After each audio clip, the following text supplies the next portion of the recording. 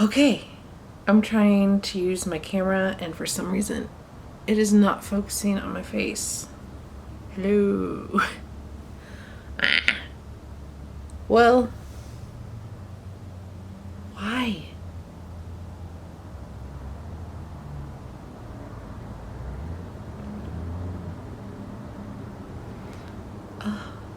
Focus on my face. Is it a little blurry? Seems like I'm a little blurry. Well, I guess we're just gonna work with it. It's Amanda, and here we go.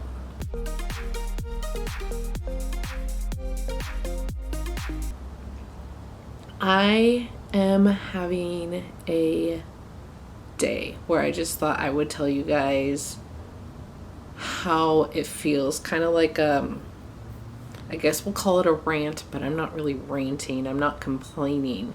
I just know that people that don't have cancer want to understand, and then people that do have cancer want to feel like they're not the only ones.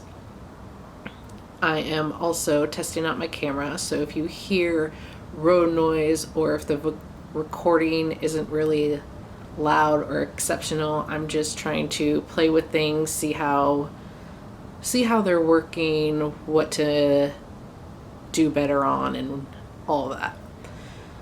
I had plans today. My plans were I was going to drink my coffee because coffee is a daily thing for me. I love it so much. I'm pretty sure half my blood is coffee. And I was going to make banana bread last night, but I didn't have baking powder. I only had baking soda. So I was gonna run today and go get some to make banana bread, which I think my next video will be me making the banana bread because I found the best banana bread ever. And those are some big words. I think we're gonna have to try it out and see if it is indeed the best banana bread ever. And just give it a go and taste test and see if I would agree. But my other plans were laundry and banana bread, and doing another double wash on my hair, trying to get it to the rose gold it was originally supposed to be, not this like fiery pink red. And what is actually happening is I woke up exhausted, and I was thinking, okay, well, maybe once I have coffee it'll be all good, no big deal. My face is still not in focus. I am not sitting this close to the camera. Sorry, thank you for bearing with me, everybody, as I try to figure out all these little quirks. Like I said, I was going to do that today, and then I woke up exhausted.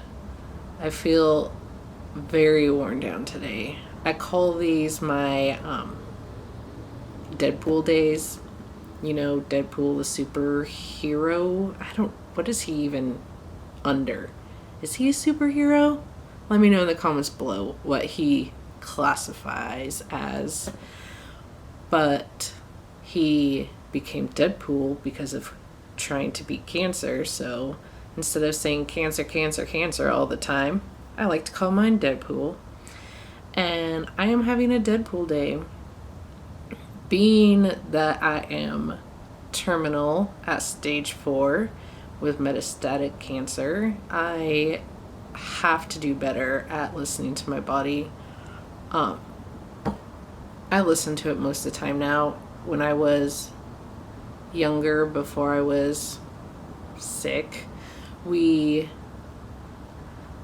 I just learned going through all the various doctors and whatnot that I am a high functioning individual, meaning that relaxing for me is being productive. I like getting things done. I like doing things around the house. I like getting my errands done. I feel better taking a rest at the end of the day, knowing I did something to earn the rest. And I don't feel like my rest was earned half the time now, but I guess technically it doesn't need to be earned. It's okay. I want the conversation to be normalized of nothing is actually normal. The cancer varies for everybody, and I don't know if you ever feel sick. Like, I don't feel like I have a terminal disease. If there was something that made you feel like you did, I don't know. I don't know if something would feel like, oh, I'm slowly dying. Do you feel it? I know most time I don't. I just feel like my normal everyday self, and then on days where I feel like this, I am just worn down, like just worn down. No energy, no matter the caffeine. No, and it's not energy like, oh, I'm tired, and then you can push through. It's one of those where your whole body is just drained, and even getting up to go get a glass of water takes like all your energy, and you have to sit and recoup and do it again the next time you need something to drink or eat or go to the bathroom. So my plans for today got changed, and I'm just taking a relaxing, chill, restful day. And I'm learning to be okay with it. It's hard for me, and I know for some people it would be amazing. They'd be like, yes, because their style is more relaxing and resting than being productive and active. And a lot of people just look at it as lazy people, which it drove me crazy with how high strung of an active person I was for exercise, cleaning, errands, all of that I felt like those people were extremely lazy too. And I'm learning it's just functioning differently. For everybody, it's functioning differently. We don't all feel and think and eternalize the same way. I also wanted to let people know that it's okay to be who you are and still fight with the mental part of relearning how to either be more active or less active. Give yourself grace. There are times I sit on the couch just sunk in, feeling like crap, and then I feel like more crap because I got nothing done that I planned to get done. Excuse me, I need a drink. Hold on one moment, please. Yes, I am drinking a soda.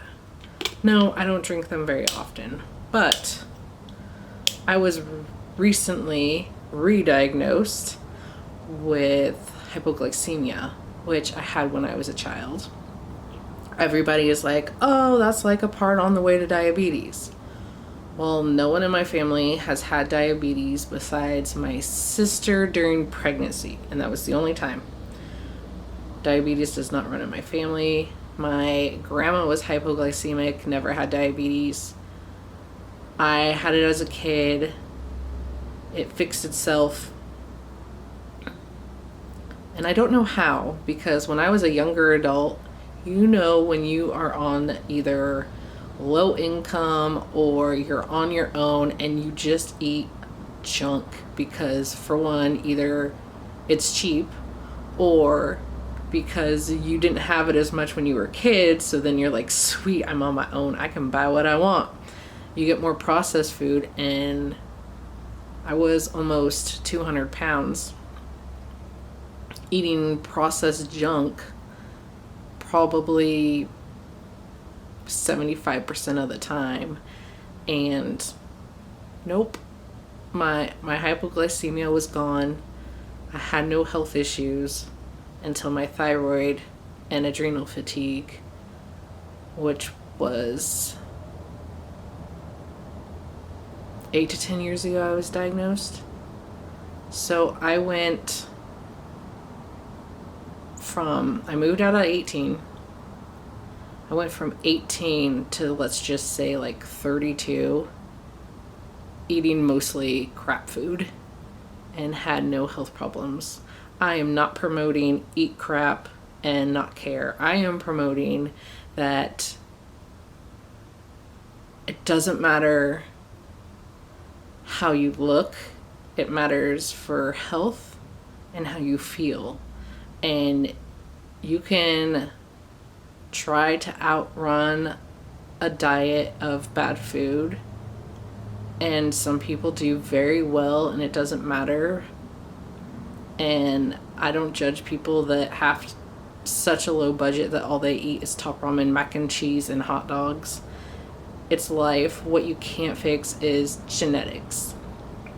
And honestly, genetics is 80% of the problem. My mom had they kind of count it as stage 1. She was like right on the border of before it hit stage 1, but she had breast cancer. And everybody thought that's why I got breast cancer. But then I did the DNA testing, and it said that I had no signs anywhere in my body that I have any cancer markers. No genetic cancer markers, none. I just randomly also got cancer. I find that weird. But back to my hypoglycemia. So my grandma had it, and I had it. It went away. It came back. It went away. And now it's back again. And actually the best thing for when I'm feeling way down is they said sugary drinks, which, side note, I will tell you this, and don't think I'm just being weird. I am allergic to almost all artificial sweeteners. I won't name them because I'm not going to get sued, but almost all of the artificial sweeteners besides stevia and monk fruit, those are the only two I can get by with. All the others give me migraines that make me feel like I am going to puke. And the migraine lasts for about 2 days. I feel nauseous and I get extreme headaches. And it is almost always because I accidentally had an artificial sweetener. Let me take my sip.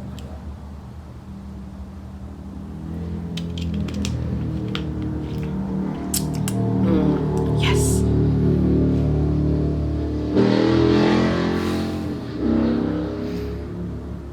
I know you heard that.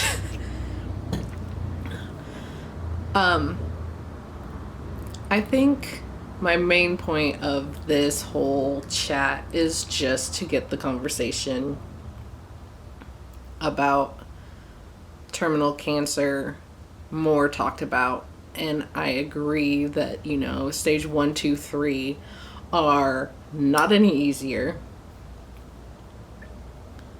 but have better ratings for outcome.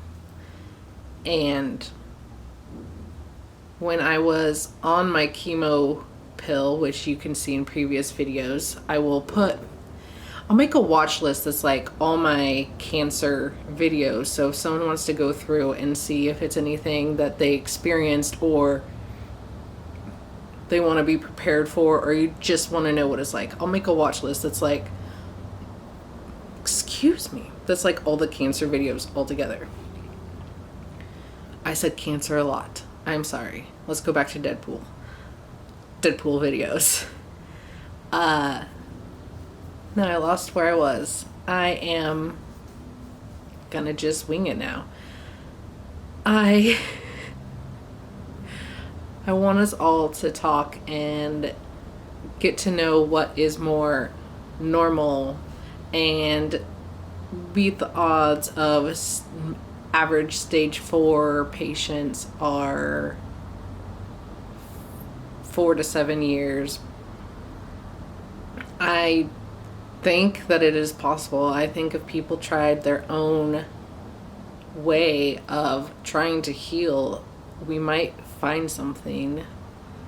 The liquid chemo, again, I talked about this in a previous video, but the liquid IV infusion chemo, for most people that are stage 4, you're in the chair more than the life expectancy the liquid chemo would add on. For most, not all, but for most. My oncologist, before she moved, she told me that the average person gets 2 to 4 weeks added to their life with liquid chemo infusions. But you are in the chair way longer than that. Again, stage 4, not stage 1, 2, 3.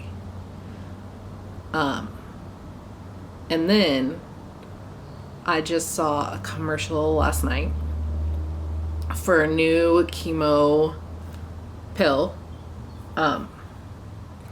that I decided to randomly just read the small print. Normally I just ignore them because I already know everything has side effects. Most of the time they're absolutely terrible. Well, I read it and it said that it adds an average of 2 to 3 weeks. You take this pill daily for the rest of your life. You get a side effect 2, 3, or 4, what have you. Is just a few more weeks worth it? For me, I would at least have to get a few months. But how do they even know? They don't know when you're gonna die. How do they know it added a week? How do they know it added a month? What if it did absolutely no benefit? Or opposite, what if it actually added 6 months, but they just assumed you were going to die within this certain amount of time? It doesn't make sense. They shouldn't give any of those ratings at all because they literally have no clue. They have no clue if it worked and helped a terminal patient live longer or not. When it comes to stage 1, 2, and 3, they obviously know because the cancer starts going away. It starts degressing. There are more signs. The person isn't labeled terminal. When it comes to terminal, how do they know? How do they know that she guessed that I would have around 5 years? How? They just take the average of people with treatment and without treatment. So they take the average of all of them and put them together. Then they say, okay, this is the average. Okay, that's an average. I get that. I do not know how they know how long the liquid chemo keeps someone alive, how long the pills keep somebody alive, how long any of it, how much it adds or how much it takes away. How do they know it's not taking something away? How? I can't fathom this. The timelines make no sense. It doesn't make sense to tell somebody, oh, this adds so many years or so many months when they literally have no clue. They cannot give you an exact date. They can't be like, oh, you will die on July 15th at 9 p.m. They don't know. And I understand it, but that's also just giving people false information. They literally cannot know. They can't. None of us know. So, am I hoping that they're right with the 5 years? I'm hoping that's the minimum. I'm hoping I can live past that. I have a 9-year-old daughter. I would love to see her graduate. I would love to see her get married. I would love to meet my grandbabies. I want to be with my husband. I want to celebrate a 25th wedding anniversary. I want to enjoy life and live it and make as many memories as I can. Who knows? I might be here another 10, 12, 15 years. But all I know is each individual is exactly that, an individual. It is varied by every single person. And it's hard to make an actual estimated guess when every human is different. If we all had the exact same DNA, then maybe they can make these claims. But since we don't, I don't think they should be allowed to even give estimates of that. I don't think they should give estimates at all. Because if you don't have an illness and you're just going around life, you don't know when your last day is. No one comes up to you and is like, just to let you know, I think you got about 7 years left. That's not how it works. Fate is fate. You can have faith and know that someone's got to know something out there, but it doesn't mean that the pharmaceutical companies have any idea, especially when most of them do not work directly with patients, directly with humans. They work with, most of the time, rats. And then doctors get a cut of pharmaceuticals, so they push them. None of this is about the human that they are trying to heal. And now I'm on a different rant of the pharmaceutical world, and I will not go there because I could do like an hour-long video of, and my battery's about to die. So let's wrap this up, and thank you for watching my rant. I love you all. Take care. I'll see you soon.